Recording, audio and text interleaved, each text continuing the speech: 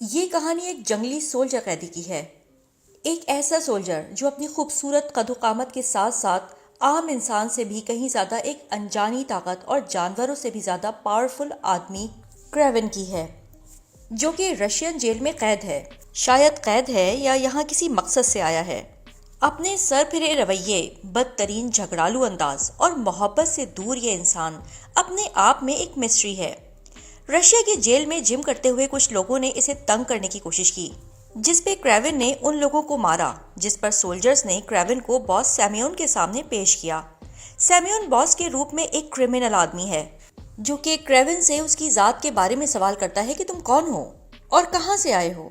तो क्रेविन जवाब में कहता है कि मैं एक शिकारी हूँ और तुम जैसे लोगों का अच्छे से शिकार कर सकता हूँ। इस बात को लेकर उन दोनों का झगड़ा होता है और वो बॉस सैम्योन और बाकी सोल्जर्स को कत्ल करता हुआ, मारता हुआ, दीवारों पर चढ़ता हुआ, चीते जैसी रफ्तार रखने वाला लंबी जंप लगाता क्रेविन भागने लगता है। अगले लम्हे ये तूफान से गुजरते हुए एक भेड़िए से मिलता है, जो क्रेविन पे हमले के जहन से क्रेविन को घूरता है और फिर क्रेविन इसे आंखों में देखकर उसे वहीं फ्रीज कर देता है। और तेज हवाओं, बर्फ से टकराता हुआ क्रेविन जहाज में बैठता है और फोन पे किसी को कहता है कि मैंने सैम्योन को खत्म कर दिया और नए शिकार के लिए अब निकलना है। कुछ देर आंखें बंद करके क्रेविन 16 साल पीछे यादों में जाकर अपनी गुजरी हुई माजी की जिंदगी के बारे में सोचता है। जब न्यूयॉर्क में कॉलेज की वापसी पे एक गाड़ी पिक करती है, जिसमें इन दोनों का बाप निकोलाय था। वो गाड़ी में बैठ जाते हैं। छोटे भाई दिमित्री और क्रेविन को उसके बाप निकोलाय ने गाड़ी में बैठकर ये खबर सुनाई कि उसकी माँ अब इस दुनिया में नहीं रही। उसने फांसी से लटक के खुदकुशी की।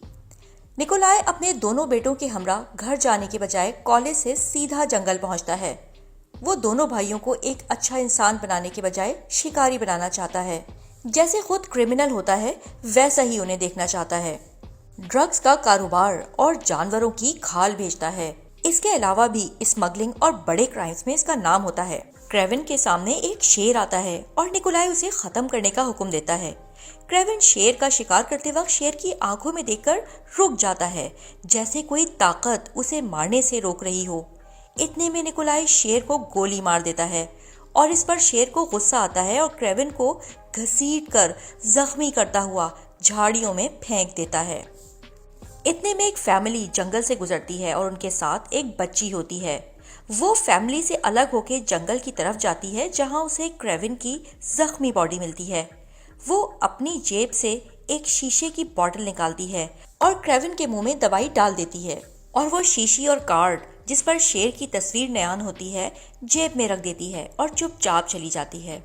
क्रेविन को कुछ देर बाद रेस्क्यू टीम आकर हॉस्पिटल पहुंचाती है। हॉस्पिटल में इलाज के फौरन बाद ही डॉक्टर्स उसे मुर्दा समझ लेते हैं। इतने में क्रेविन की सांस बहाल हो जाती है। डॉक्टर्स ये मुआवजा देखकर हैरान हो जाते हैं। क्रेविन को उस दवाई से ये ताकत मिलती है। कुछ देर बाद तबीयत संभलती है और क्रेविन को होश आ जाता है।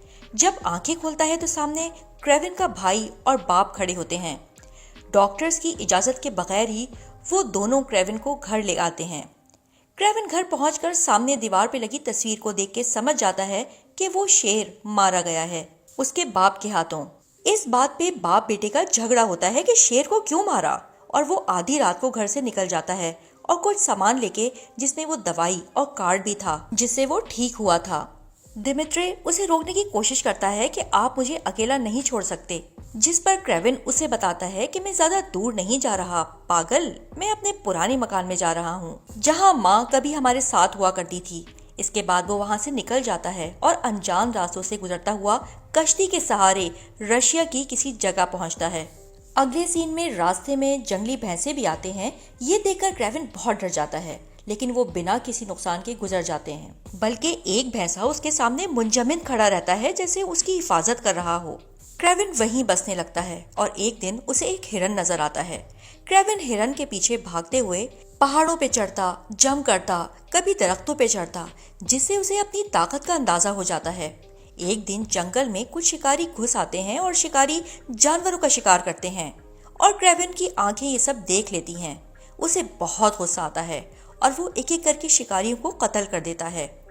जंगल के जानवर उसके इस अमल से बहुत खुश होते हैं और इस तरह से वो जंगल का रखवाला बन जाता है। अगले सीन में 16 साल बाद क्रेविन अपनी जवानी में जहाज में अपनी यादों से बेदार होकर जहाज से उतरकर उसी मकान में वापस आ जाता है। अगली सुबह कुछ माफिया रशियन सोल्जर्स भैंसों का शिकार करके उनके सर धड़ से अलग करके अपने साथ ले जा रहे होते हैं।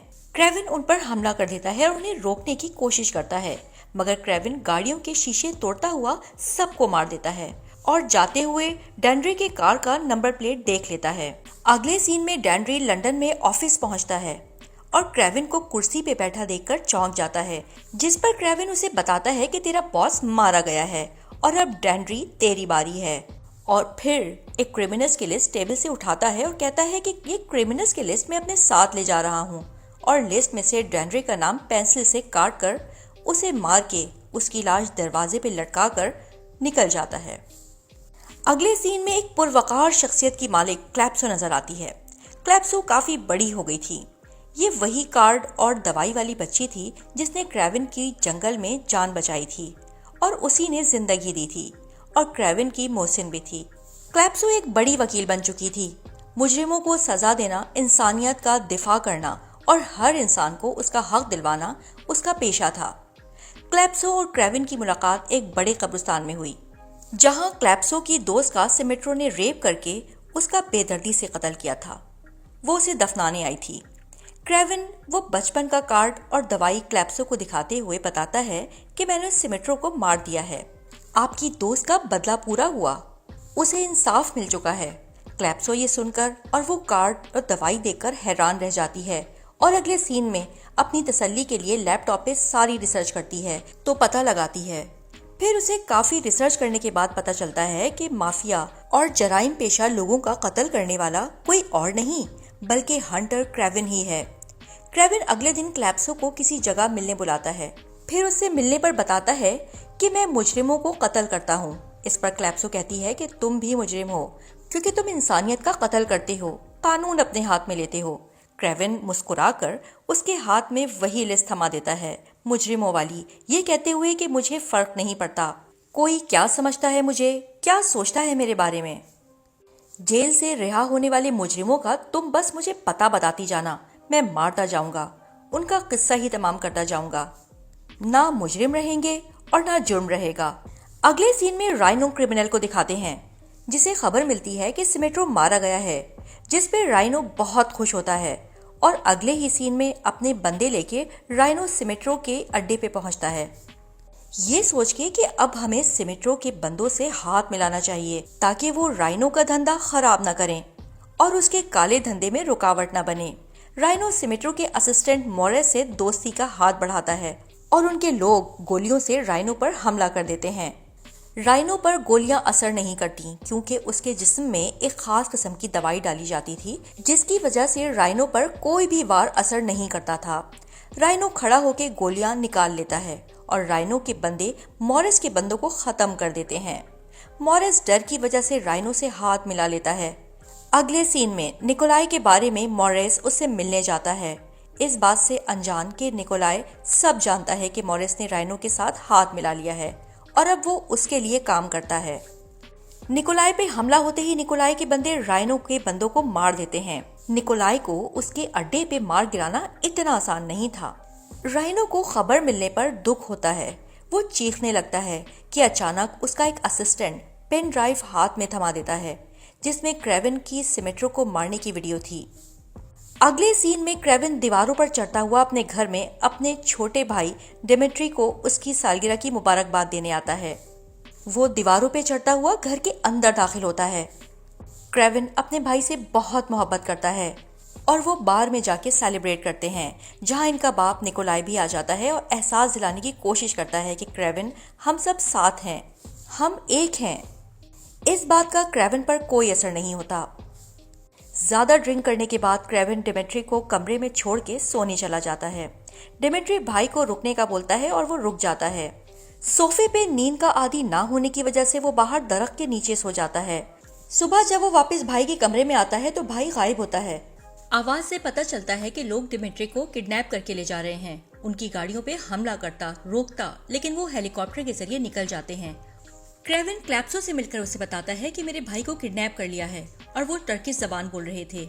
मैंने खुद सुना, क्लैप्सो क्रेविन को कहती है कि मैं अपने बंदों से पता लगवाती हूँ। वहाँ क्रेविन अपने बाप से पूछता है कि किडनैपर्स क्या चाहते हैं हमसे, जिस पे निकोलाई बताता है कि 10 मिलियन की डिमांड कर रहे हैं वो लोग। क्रेविन इस पे बोलता है कि दे दो। बाप कहता है कि नहीं, पैसा देने से हम कमजोर साबित होते हैं, नहीं देना, कुछ भी हो जाए। औलाद से ज्यादा पैसे अजीज थे उसे। क्लैप्सो अपने बंदों से मिलती है और वो बताते कि राइनो के बंदों ने किडनैप किया है दिमित्री को, और फिर यही बंदा राइनो के बंदे के पास जाके इन्फॉर्म कर देता है कि मैंने क्लैप्सो को बता दिया है। राइनो का बंदा फोन पे बता देता है कि हमने उन्हें आपका पता बता दिया है। मतलब ये कि राइनो का क्रेविन को फंसाने का एक जाल था, अपने पास बुला के मारने के लिए। क्रेविन अपने भाई को बचाने के लिए उसी जगह पहुंच जाता है और बहुत से बंदों से अकेला मुकाबला करता हुआ एक आखिरी छत पर पहुंच जाता है, जहां राइनो का बंदा उसे आगाह करता है कि हमारा प्लान था ये। वो जख्मी हालत में एक दूसरे को मार के नीचे गिरते पत्थरों से टकरा जाते। उधर राइनो दिमित्री को वो वीडियो दिखाता जिसमें क्रेविन ने सैमियोन को मौत दी थी और क्रेविन को कातिल करार देता है। पत्थर पीछे करने पे लोगों को मालूम होता है कि क्रेविन अभी जिंदा है।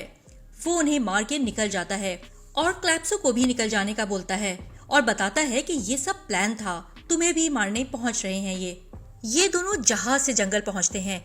एक बड़ा सफेद चीता इन पर हमला कर देता है, लेकिन क्रेविन उसका भरपूर मुकाबला करता है और उसे वहां से भगा देता है। ये देखकर क्लैप्सो बहुत डर जाती है। अगले सीन में एंटोमो एक जादूगर होता है। वो हाथ में काला फूल पकड़ के सोचता है और राइनो से बोलता है कि ये काला फूल क्रेविन की जेब से गिरा होगा। हमले के वक्त मुझे ये उसी जगह से मिला और ये कि मैं इस जगह से बखूबी वाकिफ हूँ। अगले ही लम्हे वो अपने बंदों के हमरा उसी जगह पहुंच जाता है, ऐसी दवा लेके जो क्रेविन के अंदर जाते ही उसे खत्म कर सकती थी। उधर क्रेविन क्लैप्सो को उसी मकान में ले जाता है जहां वो अपनी माँ के साथ कभी रहा करता था। फिर वो मौका देखकर क्लैप्सो से पूछता है कि मुझे ये दवाई और चाहिए क्योंकि इसमें बहुत ताकत थी, मुझे इससे बहुत पावर मिलती है। क्लैप्सो कहती है कि मेरी दादी की ये दवाई थी, उन्होंने जंगल की नायाब बूटियों से पीसकर ये दवाई बनाई थी, लेकिन अब मेरी दादी एना मर चुकी हैं, मेरे पास नहीं है और दवाई। अगले सीन में क्रेविन को राइनो के अंदर की खबर मिलती है और वो सब बंदों को अपनी प्लानिंग से बारी बारी मार देता है। एंटोमो जादूगर होता है और जादू की ट्रिक से खुद को बचाता है। एंटोमो उस दवाई से क्रेविन को शूट कर देता है। क्लैप्सो पीछे से आकर हमला करती है और तीर से एंटोमो को मार देती है और वही दवाई क्रेविन के मुंह में डाल देती है। क्लैप्सो ने झूठ बोला था कि दवाई खत्म हो गई है। राइनो को खबर मिलती है कि क्रेविन मारा गया है। फिर राइनो ने खुश होकर वापसी का रुख लिया। इतने में जंगली भैंसों ने गाड़ियों पर हमला किया और राइनो ने दवाई से खुद को पत्थर बना लिया, जिससे हमले का असर नहीं हुआ। क्रेविन को वो जगह पता होती है जिससे राइनो दवाई अपने जिस्म में डालता। क्रेविन उसी जगह वार करके जख्मी कर देता है। उसके बाद क्रेविन ने रस्सी से बांधकर भैंसों के झुंड में फेंक दिया और उसे मार डाला। मरते वक्त क्रेविन ने पूछा कि कौन है इन सब के पीछे, किसने वीडियो भेजी थी वो। इस पर राइनो बताता है कि तेरे सामने होता है हर वक्त। इसके बाद क्रेविन जंगल में कैंप लगाता है, अपने बाप से मिलता है जो उसे बताता है कि हाँ, वीडियो मैंने भेजी थी क्योंकि राइनो मेरे काम में एक बड़ी रुकावट था जिसे मैं खत्म नहीं कर सकता था, इसलिए मैंने तुम्हें मोहरा बनाया उसे रास्ते से हटाने के लिए। ये सब सुनकर क्रेविन चुपचाप उठकर चला जाता है और जंगली जानवर से अपने बाप का शिकार करवा देता है और फिर दोनों भाई खुशी खुशी एक साथ रहने लगते हैं। यही कहानी खत्म हो जाती है।